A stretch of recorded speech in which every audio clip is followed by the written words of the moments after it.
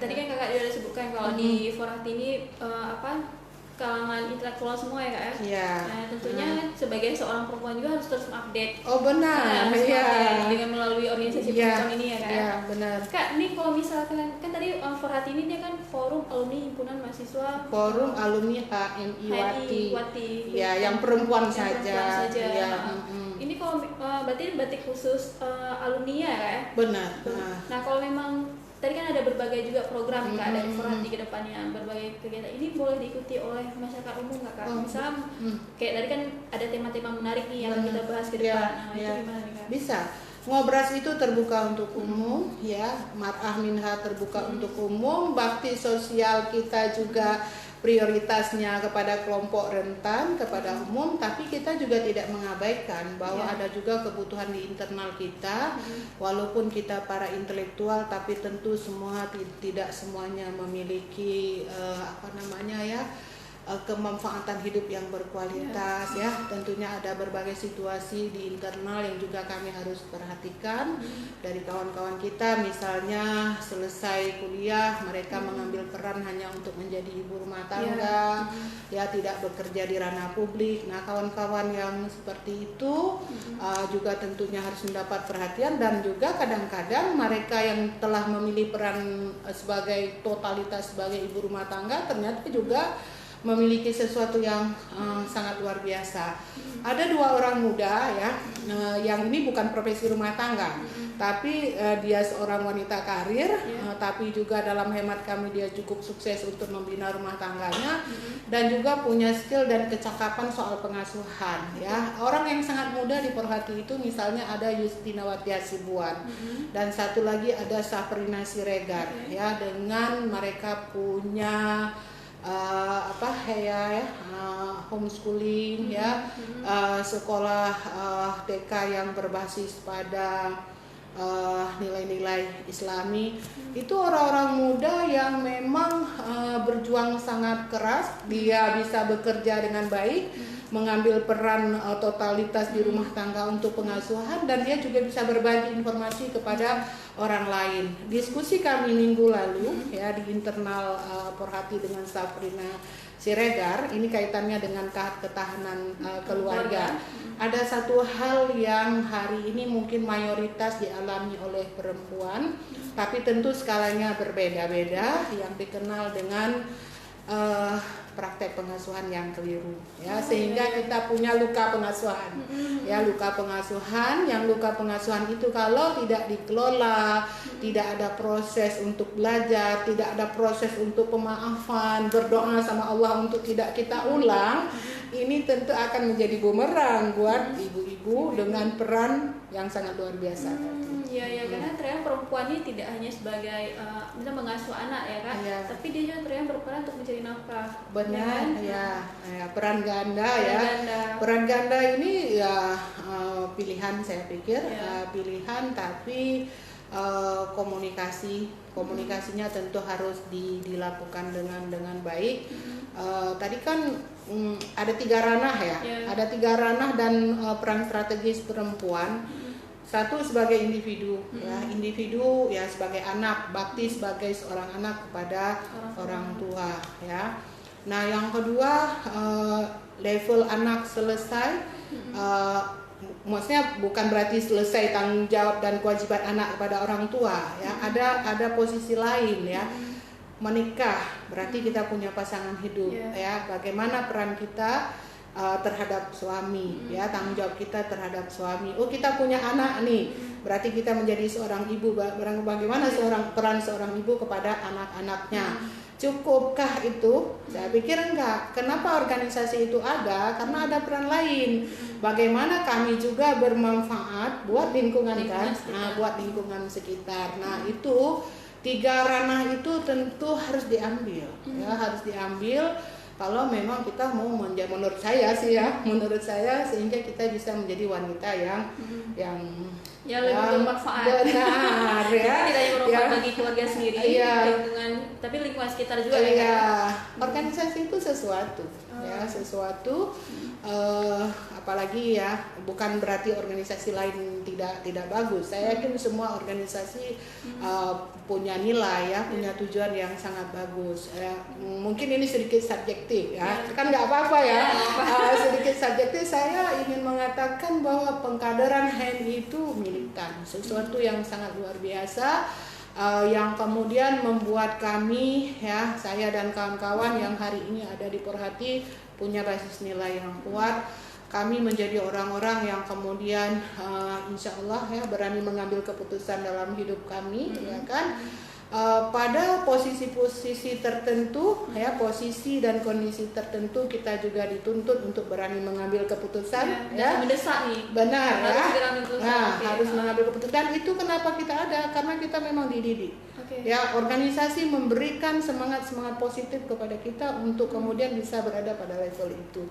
Jadi kalau saran saya sih ya kepada Husna, kawan-kawan muda, ayolah berorganisasi ya, supaya kawannya banyak gitu ya, jaringannya luas, informasinya kuat, ada di berbagai sumber ya. Kita mengenal banyak orang, tidak mengenal strata. Misalnya di grup kita itu ada sekelas profesor, ada sekelas doktor. Ketika kita sudah dalam korup, tidak ada lagi bicara antara dokter sejak S1 dan tapi kita melebur dalam wadah yang dikenal dengan Porhati misalnya, atau wadah organisasi yang lain. Ya. Jadi ini mungkin juga bisa untuk share lo mungkin mahasiswa ya, benar, ya. Yang sudah selesai mungkin jangan jangan inilah organisasi itu yang penting ya, untuk lebih pengembangan diri ke depannya. Selain tadi nambah link, nambah jaringan, kenal siapa aja gitu ya kan. Ya, banyak kemudahan kalau kemana-mana kita pergi, kita punya kawan gitu ya, punya kawan dan kita bilang, saya HMI loh, nah gitu kan, saya Porhati, ada benang merah ya, ada tali yang kemudian mendekatkan perasaan kita, walaupun kita ada di Aceh, mereka ada di Papua. Ya itu sesuatu. Karena itu jaringannya sudah seluruh Indonesia ya kan? Benar, seluruh Indonesia dan juga ada di luar negeri ya, ada di luar negeri. Jadi tidak hanya Porhati atau HMI, teman-teman Syaralon mau organisasi manapun itu juga penting untuk untuk apa ya, untuk lebih aktualisasi diri. Kemudian bertambah cakap diri ya kan, benar, lebih ada nilai lebih. Nah betul, Husna kan juga ada di Puspa ya, forum partisipasi masyarakat untuk kesejahteraan perempuan dan anak.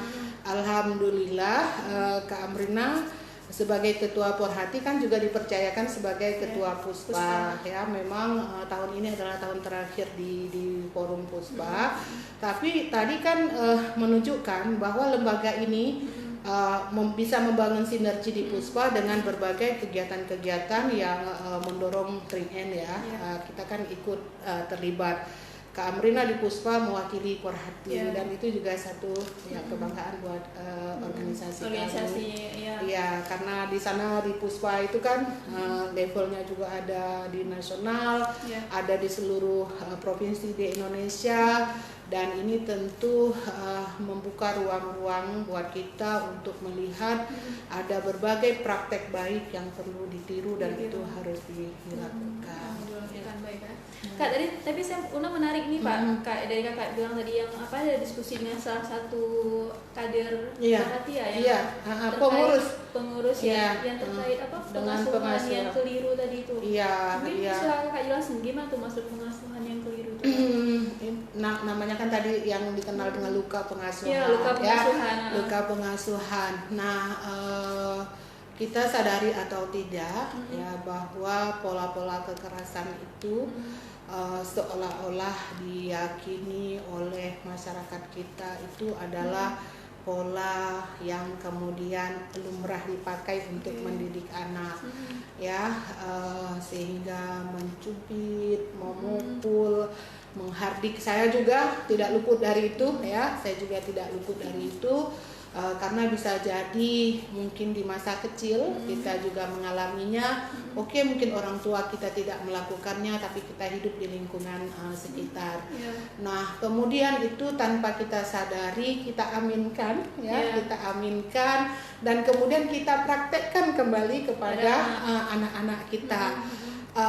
Dan kadang kita tidak menyadari bahwa itu dampaknya sangat luar biasa buat perkembangan seorang anak. Maka kan kalau hari ini kita melihat ada banyak sekali pelatihan parenting yang sasarannya bukan hanya perempuan tapi juga laki-laki.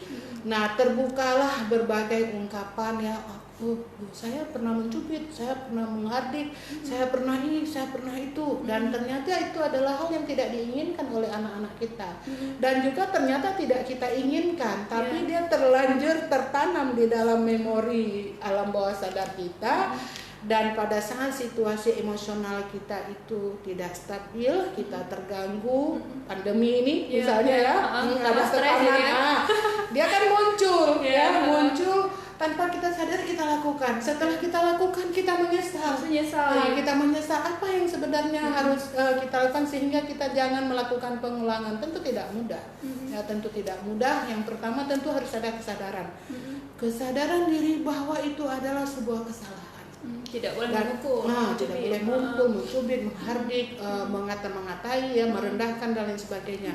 Harus ada kesadaran, ya Allah, ini adalah perbuatan yang salah.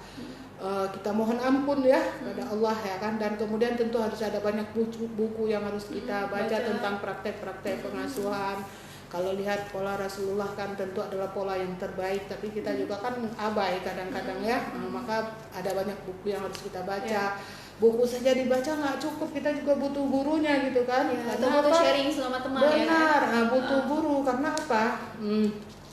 Ada keberkahan kan pada guru. Jadi maka ada seminar, harus ada Zoom untuk walaupun kita tidak ketemu secara fisik, tapi kita bisa bertanya, mendiskusikan, sharing tadi dengan kawan-kawan. Nah, kemudian apakah itu cukup? Enggak juga. Tentu ada proses pemaafan dengan anak-anak kita. Mungkin bagi orang tua saya juga sendiri dulunya di awal kayaknya malu sekali meminta maaf kepada anak gitu mengakui bahwa apa yang kita lakukan itu salah, dan kemudian apalagi kita ulang tapi ternyata itu adalah salah satu strategi cara yang sangat ampuh. Minta maaflah buat pengakuan pada anak bahwa ini bunda salah gitu kita minta maaf sehingga kita bisa memperbaiki hubungan interaksi kualitas dengan anak-anak kita, sehingga anak-anak juga bisa melihat ada faktor, ada ini, dan kemudian akan mendukung, bantu ibu bantu mama, bantu bunda untuk tidak mengulang untuk tidak mengulang. Nah, ini adalah hal-hal yang saya pikir hampir semua orang mengalaminya. Maka dibutuhkan satu kesadaran baru bahwa melakukan praktek kekerasan adalah hal yang sama sekali tidak dibenarkan.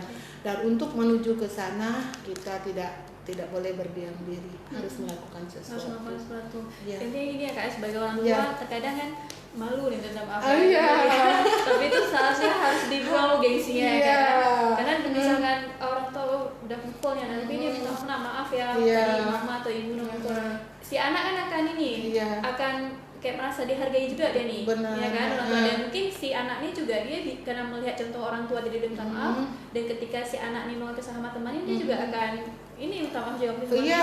Benar, dia akan memberikan dampak yang signifikan. Tadi kan kita tidak sadar mewarisi, meneruskan, mengaminkan mengaminkan praktek-praktek yang sebenarnya kadang di hati kecil kita itu selalu ada pertentangan.